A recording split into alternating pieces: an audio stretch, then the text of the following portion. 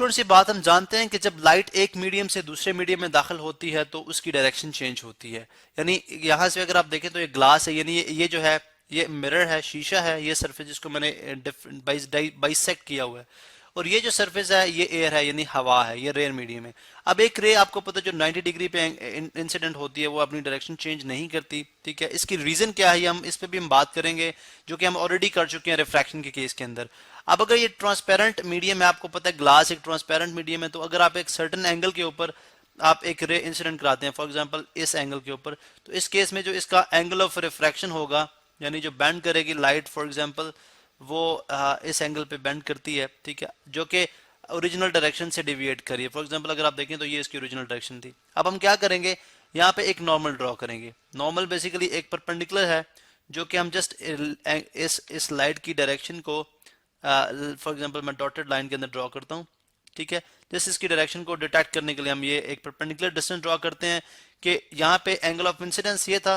ठीक है, ये एंगल जिस एंगल पे हमने इस रे को इंसिडेंट कराया, ठीक है। और एंगल ऑफ रिफ्रैक्शन जो लाइट रिफ्लेक्ट कर रही है, जो कि नॉर्मल से अवे है, एक्चुअल डायरेक्शन इसकी ये थी लेकिन ये नॉर्मल से परे परे तरफ यानी इस साइड पे बेंड कर रही है, ये इसकी क्या है, रिफ्रैक्टेड रे है, तो ये एंगल ऑफ है रिफ्रैक्शन। हम जानते हैं कि जब ray of light denser medium से यानी ग्लास से एयर मीडियम में या रेयर मीडियम में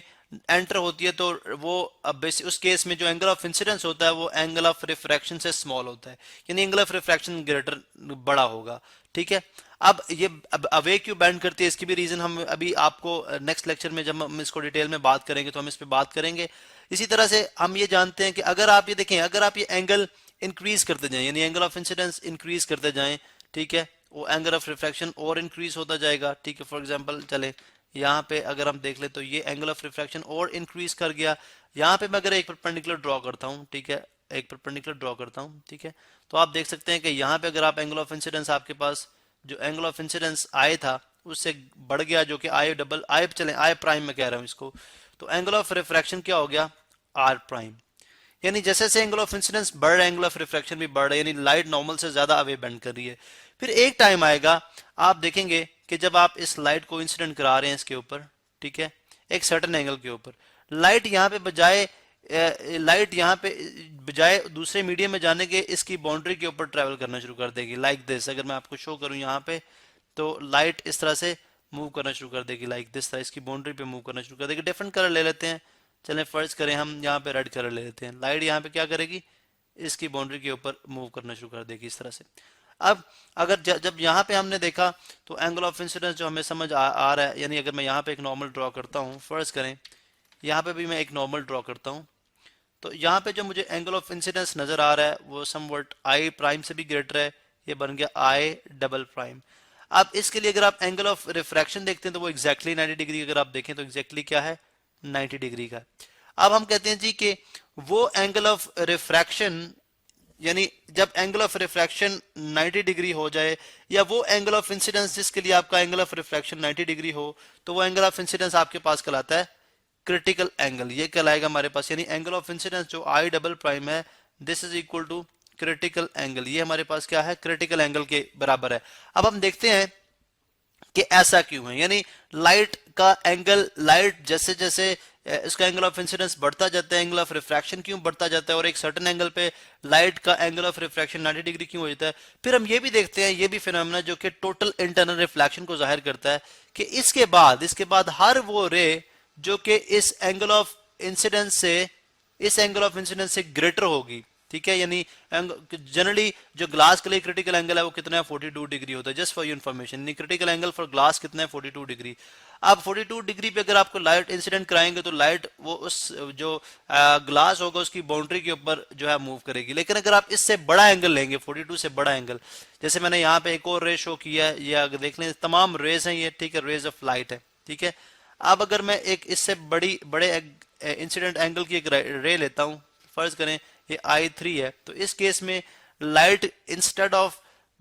रिफ्रैक्ट करने के, इसमें से इसको क्रॉस करने के या बाउंड्री पे मूव करने के क्या कर जाएगी, रिफ्लेक्ट कर जाएगी, तो यहाँ पे यानी तमाम वो रेज जिनका इंसिडेंट एंगल जो है वो 42 डिग्री से ग्रेटर होगा, यानी क्रिटिकल एंगल से ग्रेटर होगा, वो सारी की सारी rays of light instead of के इससे वो पास कर जाए, वो बल्कि रिफ्लेक्ट करके वापस आ जाएंगे। अब ये जो फिनोमेना है this is called total internal reflection, ठीक है, टोटल इंटरनल रिफ्लेक्शन। अगर आप एक रे ऑफ लाइट को उस मीडियम के क्रिटिकल एंगल से बड़े एंगल पे आप इंसिडेंट कराएंगी तो तमाम की तमाम रेज इंस्टेड के वो रिफ्रैक्ट करें, यानी उस मीडियम से पास करके दूसरे मीडियम में चले जाएं, वो उसी मीडियम में रिफ्लेक्ट करके उसी मीडियम में वापस आ जाएंगे, यानी वो जो रिफ्रैक्टेड मीडियम था वो अब आपका रिफ्लेक्टेड मीडियम बन जाएगा। तो ये जो फिनोमेना है टोटल इंटरनल रिफ्लेक्शन कहलाता है। इसके पीछे साइंस क्या है, ऐसा क्यों होता है? फर्स्ट करें हम इसको इस चीज को इस एग्जांपल से स्टडी करते हैं। फर्स्ट करें हमारे पास दो डिफरेंट पाथ्स हैं, ठीक है, ये दो डिफरेंट पाथ्स हैं। अगर आप देखें यानी एक रोड है, तो यहां से ये जो आपका एरिया ये मडी रोड है, ये मडी रोड है, ठीक है, मड है इसके अंदर, ठीक है, मट्टी है, कीचड़ वाली रोड है, और ये जो रोड है ये आपके पास कंक्रीट रोड है, ठीक है, कंक्रीट रोड है, यहां से कंक्रीट का पार्ट स्टार्ट हो जाता है। आप फर्ज करें आपके पास एक गाड़ी है, ठीक है, जो कि सर्टेन एंगल के ऊपर आप इसके ऊपर इंसिडेंट करा रहे हैं, इस एंगल के ऊपर फर्ज करें ये इसके दो व्हील्स हैं, ये दो व्हील्स बाहर वाले, ये दो व्हील्स इसके अंदर वाले हैं, ठीक है, आई मीन टू से लेफ्ट और राइट की बात कर रहा हूं। अब देखिए जब गाड़ी आगे मूव करेगी यहां तक आएगी तो आप देख सकते हैं कि जैसे ही गाड़ी इस मडी से कंक्रीट में एंटर होती है तो आप देखेंगे ये वाला जो टायर है, ये वाला टायर है, ये सबसे पहले ये सबसे पहले कंक्रीट के ऊपर आएगा, ठीक है, ये तीनों टायर बाद में कंक्रीट के ऊपर आएंगे, लेकिन ये टायर जो है सबसे पहले इस कंक्रीट वाली रोड पे आएगा। आपको तो पता है कंक्रीट वाली रोड के ऊपर इसकी जो फ्रिक्शन है, जो ग्रिप है रोड के साथ वो ज्यादा हो जाएगी, और मूव तो सारे एक स्पीड के साथ करेंगे, मूव एक जितनी स्पीड के साथ कर रहे होंगे, लेकिन ये जो टायर है चूंकि इस रोड के साथ इसकी ग्रिप ज्यादा होगी तो ज्यादा तेजी से मोशन प्रोड्यूस कर रहा है, लेकिन ये जो टायर है ये चूंकि मड के अंदर है तो इसकी ग्रिप मड के साथ इतनी अच्छी नहीं है, तो ये मूव तो उसी स्पीड के साथ करे लेकिन ये उसके अंदर मोशन ज्यादा प्रोड्यूस नहीं करा सकता, इसलिए जो मोशन इस साइड से प्रोड्यूस हो रहा है वो ज्यादा है। इसलिए अगर आप यहाँ पे नॉर्मल ड्रॉ कर लें तो आप देखेंगे कि ये टायर जो है जो कि ज्यादा तेजी से मूव कर रहा है, ये ज्यादा तेजी से मूव करता हुआ गाड़ी को दोबारा बैंड करा देगा, तो गाड़ी जो है वो अवे फ्रॉम, अगर मैं यहाँ पे शो करूं तो गाड़ी आपकी अवे फ्रॉम नॉर्मल बैंड करेगी, ठीक है, यानी इस डायरेक्शन में जाने के बजाय वो यहाँ से इस डायरेक्शन में मूव करना शुरू कर देगी। ये रीजन है कि आपकी जो रे ऑफ जो रिफ्लेक्टेड रे होती है वो नॉर्मल से अवे बैंड करती है, टूवर्ड्स बैंड नहीं करती। अब अगर इसी चीज को अगर आप इस तरह से अप्लाई करें, चूंकि ये वो फिनोमेना है जो कि मैंने खुद ऑब्जर्व किया हुआ है, ठीक है, अगर आप फॉर एग्जांपल एक टूटी हुई रोड के ऊपर जाते हैं, ठीक है, यानी जैसे अगर आप एक ट्रैक पे चल रहे हैं तो आप देखते हैं साइडों से रोड आपकी यहाँ से कच्ची रोड है, ये बेसिकली कंक्रीट वाली रोड है, तो सर्टेन एंगल के ऊपर इस तरह से भी होता है कि फॉर एग्जांपल अगर आप इस एंगल के ऊपर, यानी मैं दोबारा से गाड़ी बनाता हूँ, अगर आप इस एंगल के ऊपर इस गाड़ी को इंसिडेंट करा रहे हैं तो आप देखेंगे कि ये जो दोनों टायर्स हैं, बल्कि बहुत ज़्यादा इंक्लाइन कर दी है, ठीक है, चलें फर्ज करें हम इस एंगल के ऊपर कराते हैं, ठीक है, या चलें हम इस एंगल के ऊपर चलें, ये एंगल है, इसके ऊपर हम गाड़ी को अगर इंसिडेंट करा रहे हैं, ठीक है, डिफरेंस वही है कि ये मड है, ठीक है, और ये आपके पास कंक्रीट है, तो आप देखेंगे कि ये जो दोनों टायर हैं, जब ये टायर इस कंक्रीट के साथ टच होगा तो उस केस में ये टायर भी कंक्रीट के साथ टच हो जाएगा, ठीक है, तो आप देखेंगे कि यहाँ पे इस केस में जो आपकी गाड़ी है वो यहाँ पे टकराने के बाद ये बिल्कुल इस सिमत में चलनी शुरू कर देगी, क्योंकि ये दोनों टायर कंक्रीट के साथ टच हो, यानी कंक्रीट की बाउंड्री के साथ टच होंगे और ये कंक्रीट की बाउंड्री के ऊपर इस तरह से मूव करना शुरू कर देंगे, ठीक है, उस कंक्रीट की बाउंड्री के ऊपर मूव करेंगे। लेकिन अगर आप इसको इससे भी ज्यादा एंगल के ऊपर, क्योंकि ये ज्यादा मोशन प्रोड्यूस करा रहे होंगे, तो अगर आप इसको इससे भी ज्यादा एंगल के ऊपर इंसिडेंट करा दें, ठीक है, तो आप देखेंगे फॉर एग्जांपल जैसे मैं अगर आप यहाँ को शो करता हूँ आपको इसी डायग्राम के अंदर, अगर आप इसको इस एंगल पे इंसिडेंट कराते हैं तो आप देखेंगे